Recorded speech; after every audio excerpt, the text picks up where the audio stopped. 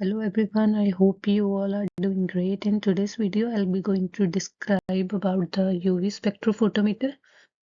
This video is created by our channel. So let's get started. Firstly, what is a UV visible spectroscopy? UV visible spectroscopy basically analytical technique that measures how a sample absorb or transmit a UV or a visible light. तो इसमें basically आप लोग क्या करते हैं हम लोग कि कोई सैंपल जिस पर जैसे हमने HPLC करा था HPLC is basically to elute the sample right उसमें उसके बाद हमने डिटेक्टर्स फिट करे थे जैसे यूवी हो गया मास स्पेक्ट्रोमीटर हो गया IR हो गया these kind of detectors will help us to find out the properties of that particular sample which we have elued with the help of HPLC.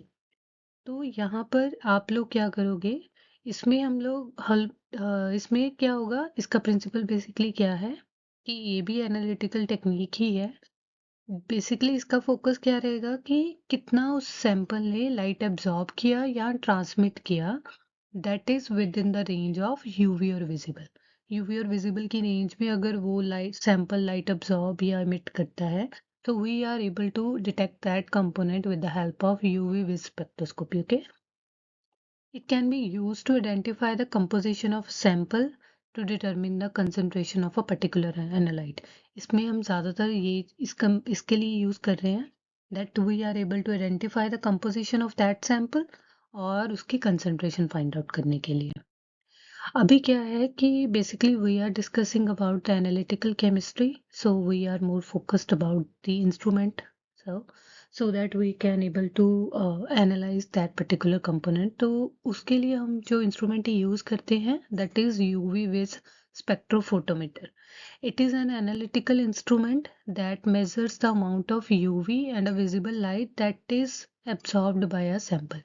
तो हमने वही चीज़ हो गया क्योंकि जो हमने यूवी विजिबल स्पेक्ट्रोस्कोपी पढ़ी है तो इसका मतलब जो इंस्ट्रूमेंट होगा वो भी उस पर बेस्ड होएगा तो ये एक एनालिटिकल इंस्ट्रूमेंट हो गया जिस जो क्या मेजर करेगा अमाउंट ऑफ यूवी और visible light that is absorbed by that sample next क्या है कि ये इंस्ट्रूमेंट किस पर बेस्ड किस प्रिंसिपल पर बेस्ड है राइट तो ये जो इंस्ट्रूमेंट है वो BL लैम्बर्ट्स लॉ पर बेस्ड है जो कि कहता है that the absorbance of a solution is directly proportional to the concentration of the absorbing species and the path length of the cell.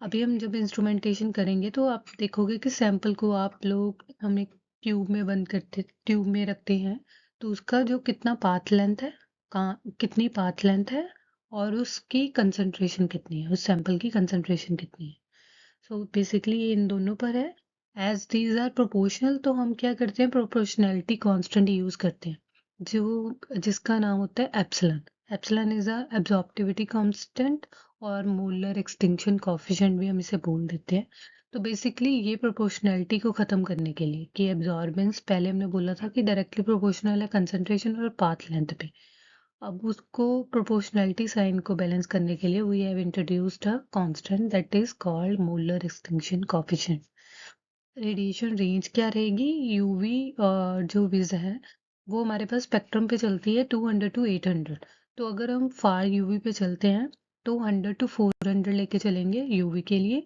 और विज हमारी का विजिबल रीजन हमारा क्या है 400 टू 800 नैनोमीटर अभी इंस्ट्रूमेंटेशन के लिए मैंने सिंपल डायग्राम यूज़ करी है तो हमारे पास इसके इंस्ट्रूमेंटेशन मतलब इसके इंस्ट्रूमेंट को कैसे डिज़ाइन किया जाता है तो उसमें हम 5 कंपोनेंट्स ऐड करते हैं that is light source monochromator detector data recorder chopper and the temperature control unit right तो अभी क्या हो रहा है सबसे पहले सोर्स लोगे सोर्स हमारा रीजन बेसिकली हम लोग प्रेफर करते हैं inert source that is xenon lamp tungsten और हेलोजन जो सोर्स हमारे सैंपल की वेवलेंथ के साथ इंटरेक्ट करके कोई न्यू स्पीशीज क्रिएट ना कर दे ताकि सैंपल हमारा इनर्ट ही रहे ओके उसके बाद है नेक्स्ट अब हमारे पास मोनोक्रोमेटर मोनोक्रोमेटर बेसिकली क्या है मोनोक्रोमेटर का पर्पस क्या होता है कि वो ग्रेटिंग्स और मिरर्स हमने प्रोवाइड किए हैं सो दैट कि क्योंकि जब हमारा सोर्स है वो different kind of radiation emit करेगा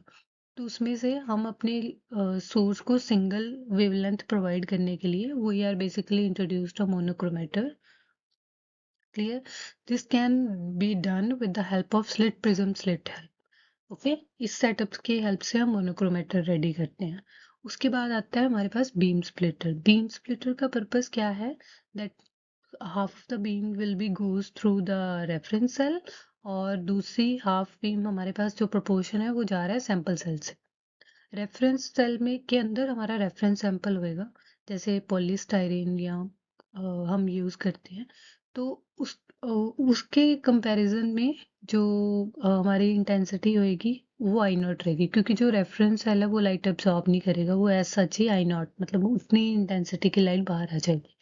लेकिन जो हमारा सैंपल है वो उसमें से कुछ वेवलेंथ या कुछ पार्ट रेडिएशन का एब्जॉर्ब कर लेगा। इसका मतलब रेडिएशन की इंटेंसिटी बाहर आते हुए एग्जिट पार्ट पे क्या होगी, रिड्यूस होगी, दैट बिक टर्न्स इनटू आई। क्लियर? तो बेसिकली एब्जॉर्बेंस क्या हो गया, logarithm of I over I. Clear? तो इसके बाद है डिटेक्टर। डिटेक्टर का काम वही है टू जनरेट द स्पेक्ट्रा, और डाटा रिकॉर्डर भी वही सेम प्रोसेस करना in the form of graph, और चॉपर वही जो बीम को डिवाइड कर रहा है, that is a beam splitter. Basically इसको चॉपर भी बोल सकते हो, बीम स्प्लिटर भी बोल सकते हो। और टेम्परेचर कंट्रोल यूनिट का पर्पस ये रहेगा कि कई बार हमारे सैंपल का टेम्परेचर कम होता है या ज़्यादा आता है, तो टेम्परेचर कंट्रोल यूनिट बेसिकली उस टेम्परेचर को मेंटेन करके रखेगी सो दैट कि हम अपना यूवी विजिबल रन कर सकें। नेक्स्ट है यूवी विजिबल की एप्लीकेशंस क्या हैं? To identify and characterise the molecules, measure the concentration of a molecule in a solution and determine the purity of the sample, right? Information about getting the information about the structure, function, and dynamics, or to monitor the progress of the reaction to detect its impurities as well. That's all about that UV part which I have been described. इसके जो basic notes हैं I'll be providing in the description, so that in order it will help you to get good grades in exam if you are listening this video in that perspective. Apart from that, I have been reading that in pharmaceutical industries or in different industrial areas, we have to follow some guidelines in order to use the UV in a better sense, right? तो उसमें मैंने pharmaceutical industry का जब study किया था, तो we are following the 857 USP chapter number which describe us to use the accurate procedure for the acceptance criteria, validation, accuracy, precision, or sample recovery. Those sort of things will be mentioned in that chapter in a very detailed way.